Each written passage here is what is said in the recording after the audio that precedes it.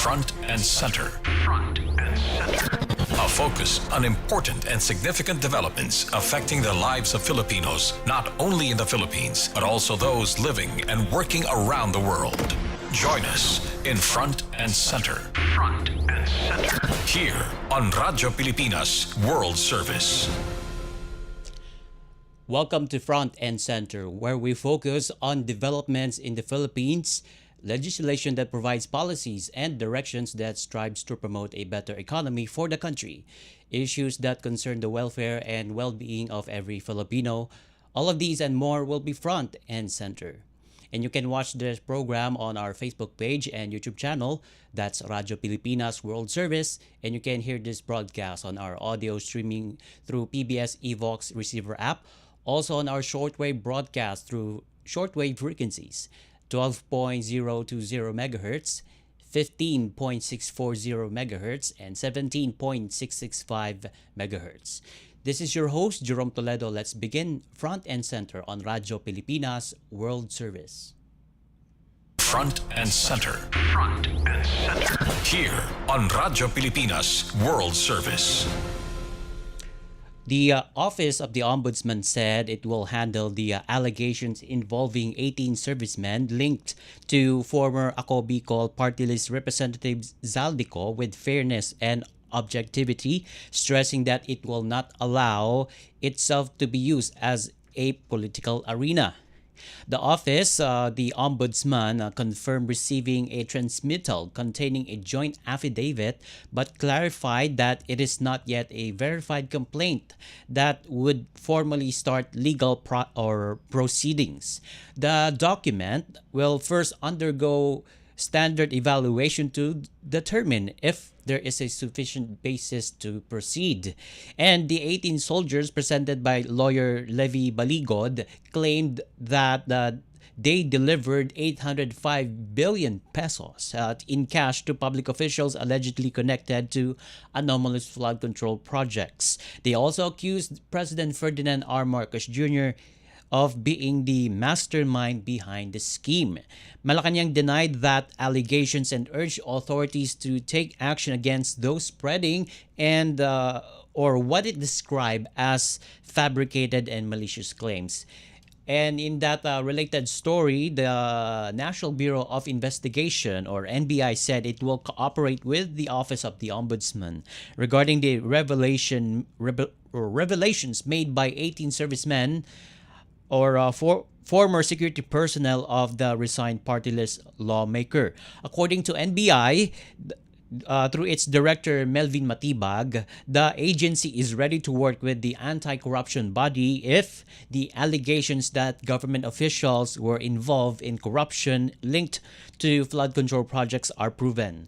So the NBI is currently now conducting its own investigation into the claims made by the 18 individuals during a press conference alongside lawyer attorney Baligod, including verifying the identities of the whistleblowers and during that briefing, the group accused President Marcos Jr. and his cousin, former House Speaker Martin Romualdez, of masterminding the alleged flood control anomaly, that an accusation that Malacanang dismissed as a lousy script, as Communications Undersecretary Claire Castro said. The National Bureau of Investigation, through Director Matibag, confirmed that some of the 18 personnel linked to the resigned party list lawmaker were not members of the Philippine Marine Corps. He has ordered his team to validate the identities of the 18 individuals presented by lawyer Levito Baligod during a press conference in San Juan City in February 24.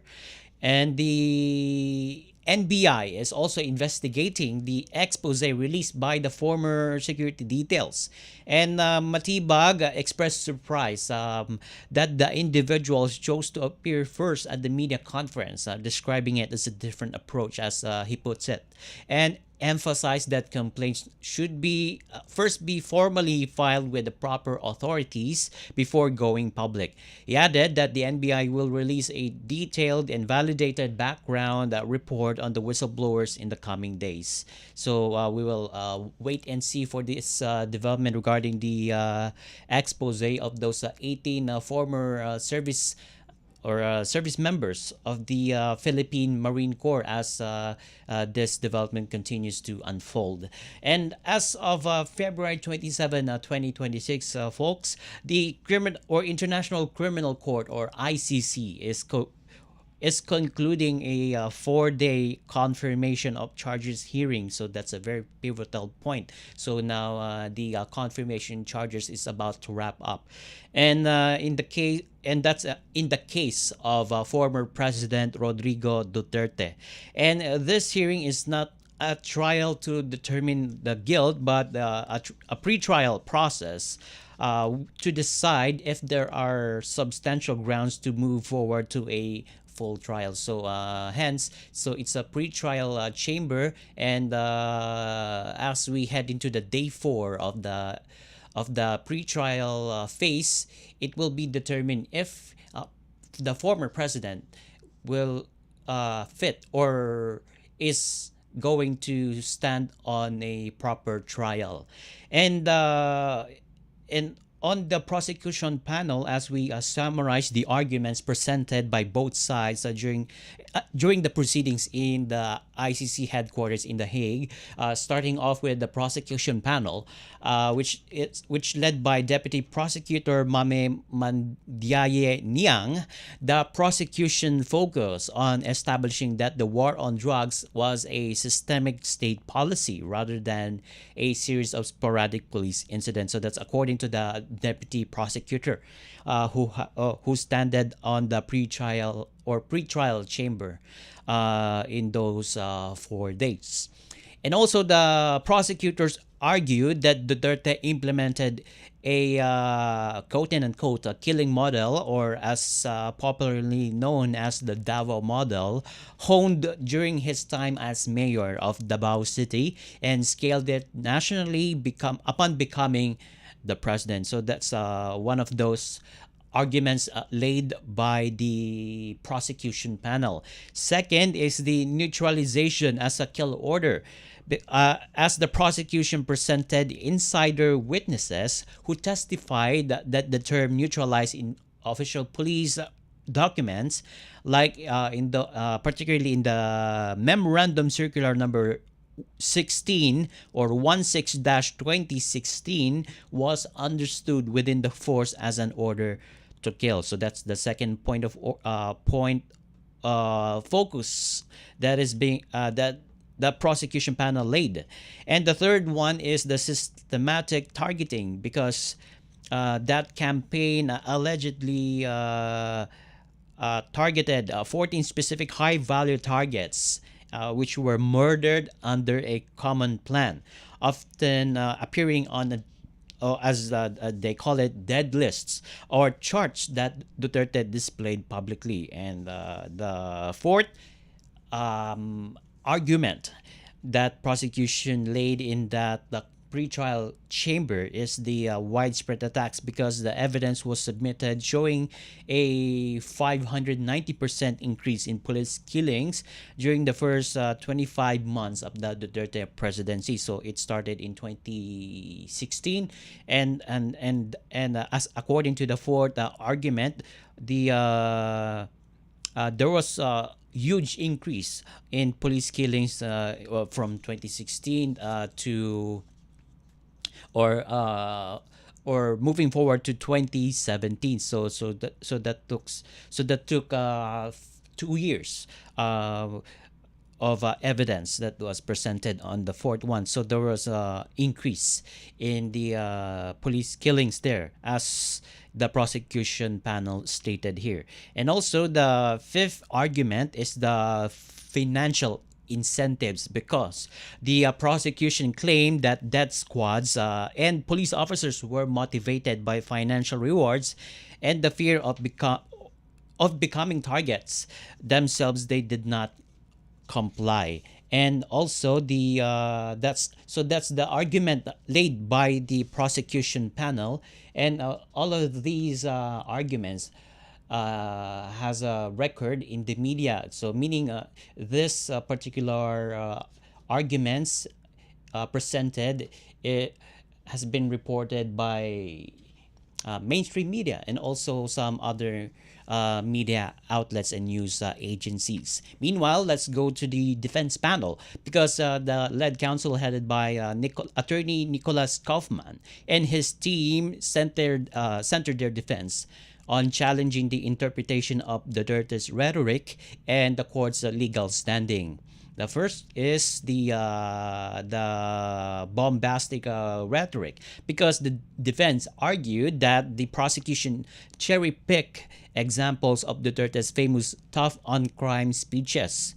As we recall, Duterte made a lot of speeches regarding this particular tough on crime aspect, and as we know, the his approach towards criminality and drugs, and they maintained that his words were intended as political hyperbole or bombastic rhetoric rather than literal instructions to commit murder. Second argument laid by the defense panel, which is the camp of a former president, is the jurisdictional challenge, because the defense continues to argue that the ICC lacks jurisdiction because the Philippines withdrew from the Rome Statute in 2019, and they contend that the case should be handled by the Philippine domestic court. So that's what they argued, the jurisdiction aspect here, because the former president was sent in the ICC, and they argued that the country, the Philippines, has left the ICC membership there. So they claim that the arrest was illegal, and it's not following the case, because we just left the ICC in 2019. So that's what they argued there. And for the fourth argument, for the fitness of trial of the former president, because former President Duterte is already old, and while the court previously ruled him fit, the defense has consistently raised concern about the 80-year-old former president's health and cognitive impairment, arguing these factors hinder his ability to participate effectively, and also the absence from court. And as former President Duterte waived his right to be physically present for most of the session, and then with his lawyers stating he remains in good spirits while in detention, but maintains a stance of non-recognition towards the court. As we recall, Duterte skips attending the pre-trial chamber because he believes the arrest itself, all of the proceedings or all of the events that took place that brought him to the ICC was all illegal. So that his right, or Duterte waived his right to be physically present for most of the session. So ICC accepted that, and as we know, Duterte was not present throughout the pre-trial chamber, and he's being represented by his defense panel.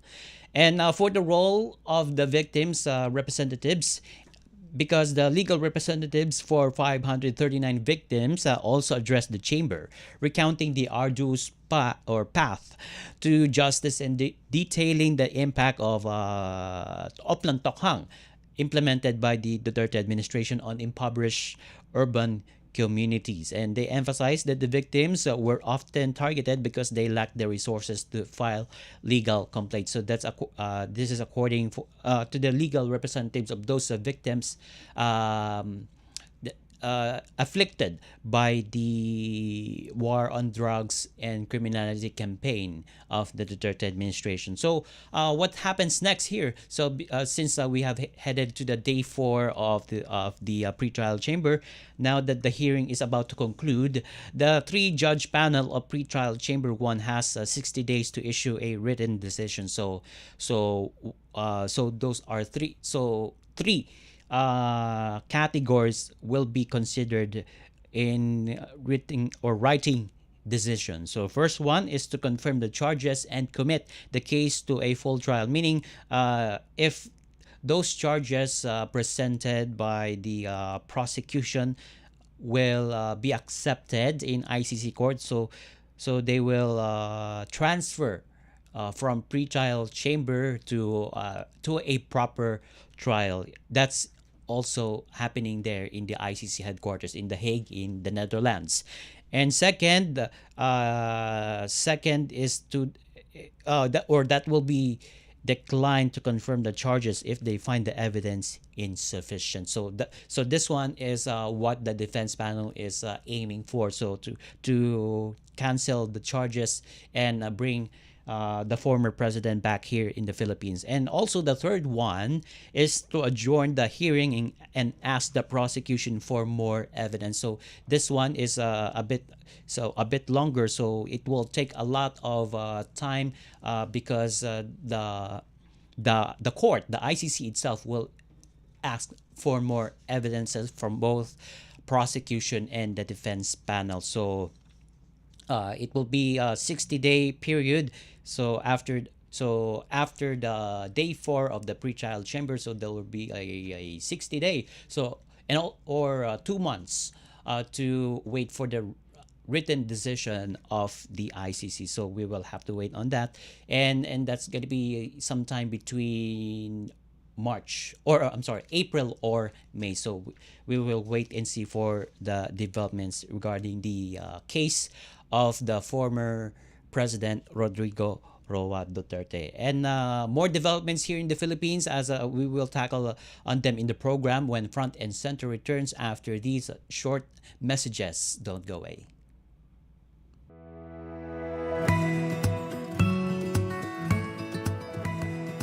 Sa isang bagong Pilipinas, hindi dapat makamba ang pamilyang Pilipino sa mga bayarin sa ospital.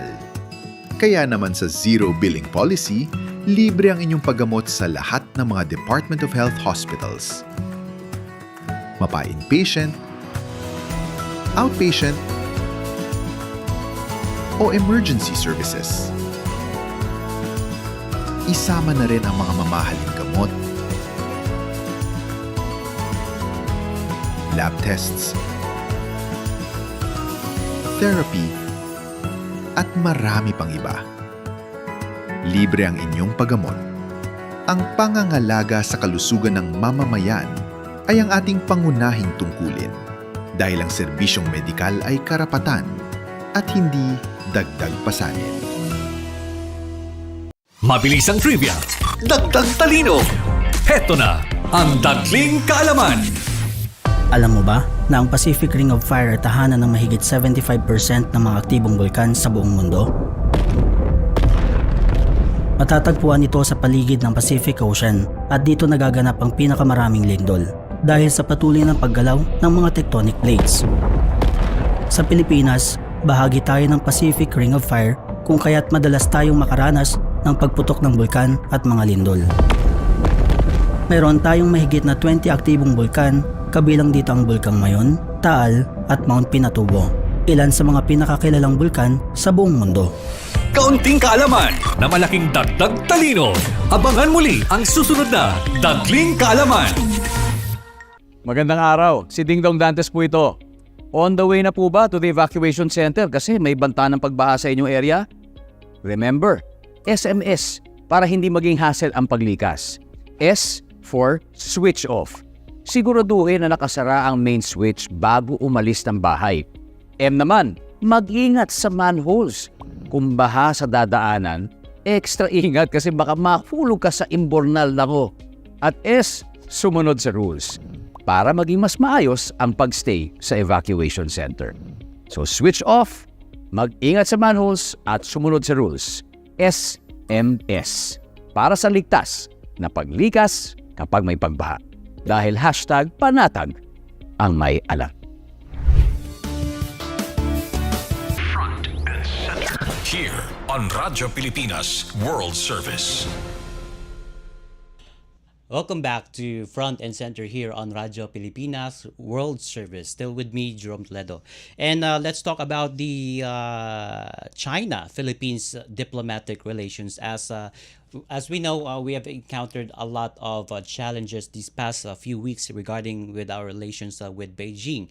And because that involves particularly involves between the officials of the Chinese embassy here in Manila and some senators and military officials. So there is some light in that particular relationship with Beijing. And as of late February 2026, the situation remains high stakes as a high stakes mix of gray zone confrontations and surprising diplomatic shifts. So as we know, it's still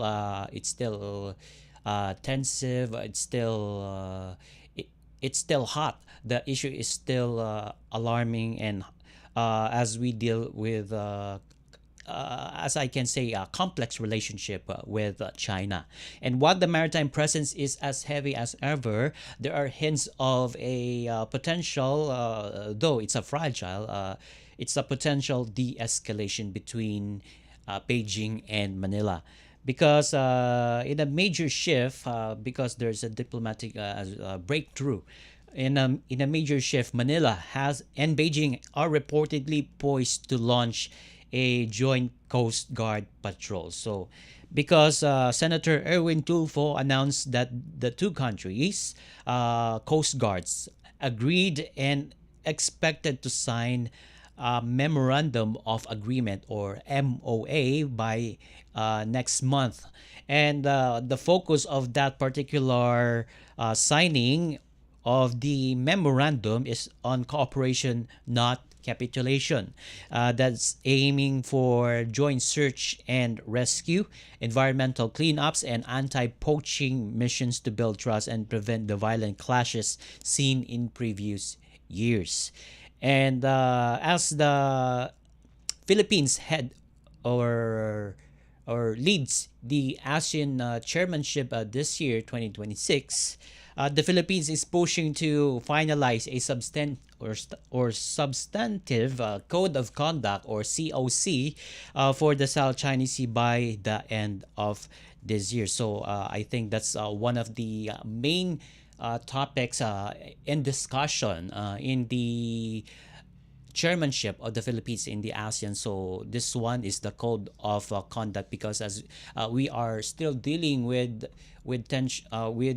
clashes between Chinese Coast Guards and the Philippine Coast Guard. So, and also there is still some disputes in the West Philippine Sea, and also there comes an issue in the Calayan Island Group.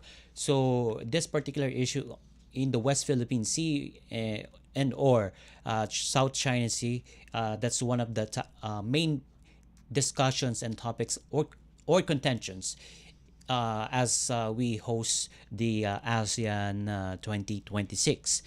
And also, despite the talk of cooperation, the situation on the water remains tense because, as we know, as we mentioned, there's still tensions between the two countries, Beijing and Manila. And earlier this week, Philippine officials visiting the island, which is the Pagasa Island, as reported receiving welcome to China roaming alert. So when those officials visited the island, they receive a notification that says "Welcome to China," meaning that area receives telecommunication signals coming from China, and that's the move widely seen as Chinese signal hijacking to assert sovereignty. So that's what they interpret by that particular move. And also the Philippine Coast Guard recently accused China of jamming signals while Filipino vessels were patrolling, and the Navy reported 18 Chinese vessels, including warships and coast guards, loitering around key features like Ayungin and Escoda Shoal as of February 24. And also the Chinese warships continue to shadow our ships because these warships last February 16 were spotted shadowing a multilateral exercise between the Philippines, the United States, and Australia. And the Philippines continue its strategy of deterrence through transparency and alliances. And on February 26, that's yesterday, the Philippines, Japan, and the U.S. Concluded a 4-day naval drill near the Basi Channel between that area is between the Philippines and the Taiwan, and that expands the scope beyond the South China Sea for the first time. And Manila has successfully completed a runway upgrade on Pagasa Island, enhancing its C-130 airlift and surveillance capacities to better sustain its presence in the Spratlys Island. And the globe and before we head into the issue on the U.S. tariffs, so this one, because we have just concluded a talk between the Chinese embassy officials and also the Philippine senators have discussed, particularly Senator Erwin Tulfo met with our Foreign Affairs Secretary Teresa Lazaro, and also the Chinese ambassador here in the Philippines, Jing Quan. So we hope the talks, bilateral talks between Philippines and China will continue despite the tensions that is still existing up to this day. So we look forward to it. And now let's shift our discussion on the global trade, because the global trade has already shifted dramatically. Not just this year, but also a few years back. So upon the assumption of the presidency of the U.S. President Donald Trump. So that's the second term of Donald Trump, because it shifted the global trade because there's a landmark U.S. Supreme Court decision striking down the tariff rate implemented by President Trump. And this has triggered a transition from high reciprocal tariffs to a new broader baseline tariff. And the status of those U.S. tariffs and how it affects the Philippines, or how impacting the U.S. tariffs here or the U.S. tariffs here in the Philippines. So we'll tell you about that. So the Supreme Court ruled that the administration's previous use of the International Emergency Economic Powers, or IEEPA, to impose tariff was unlawful. And in that particular ruling of the U.S. Supreme Court, they voided the 19% reciprocal tariff that had been applied to Philippine goods since mid 2025 was struck down. So, and also the immediate effect, the U.S. Customs stopped collecting these specific duties for goods entering after midnight on February 24, 2026. Meanwhile, and to replace the voided policy, which is the 19%, the Trump administration immediately invoked the Section 122 of the Trade Act of 1974, which allows for temporary tariffs to address balance of payment deficits rather. And the current rate, that's a 10% global baseline tariff, took effect on February 24, 2026. And also the 15% threat, as U.S. President Trump stated, he vowed this to implement the 15% tariff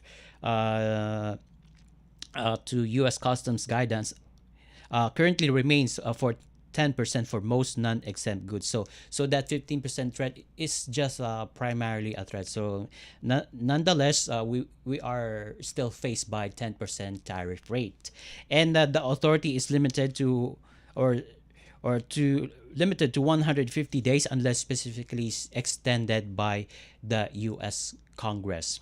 And also, as we know, the U.S. tariff is impacting our Philippine economy, and but although the 10 to 15% tariff rate is quite huge, the Philippines is currently in a relatively good spot, as economic manager says, compared to its neighbors like Vietnam or Thailand, because our semiconductor industries has a low to none impact status, because most of electronics and chips were already granted specific exemptions before the court ruling and remain largely protected. Meanwhile, on our agricultural exports to the United States, the impact is mixed, because key products like coconut oil and certain fruits have long-standing exemptions, but new categories may face the 10% baseline. So we will have to wait if the agricultural exports from the Philippines will face a 10% tariff rate.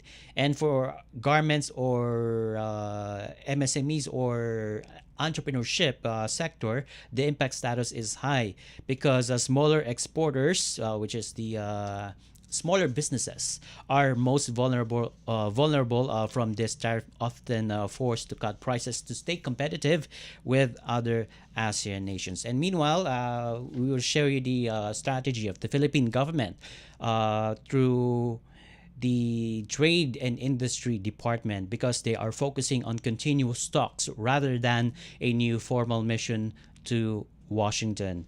And the Philippines will leverage its 2026 role as ASEAN chair to push for regional trade resiliency and diversify markets away from the U.S. And also, there is a renewed push to finalize the Philippines European Union Free Trade Agreement this year to reduce reliance on the U.S. market. And while the 19% tariff were ruled illegal, there is currently no established process for Philippine companies to get refunds for duties paid in 2025. Because while the immediate drop from 19% to 10% is technically a relief for the Philippines, the volatility of U.S. trade policy remains the primary risk. So the 150-day window for the current section means another policy shift could occur by July 2026. So again, this is a wait and see development, as the policies of the Trump administrations have often changed from time to time. So we will have to watch out if this is going to affect our economy or to benefit from that particular economic measures of the U.S. government. And now we conclude this edition of Front and Center on Radyo Pilipinas World Service. Together with our technical team headed by Mr. Milo Janela, on Wirecast and audio streaming, Hiro Lucero. This is your host, Jerome Toledo. Until next time, mabuhay.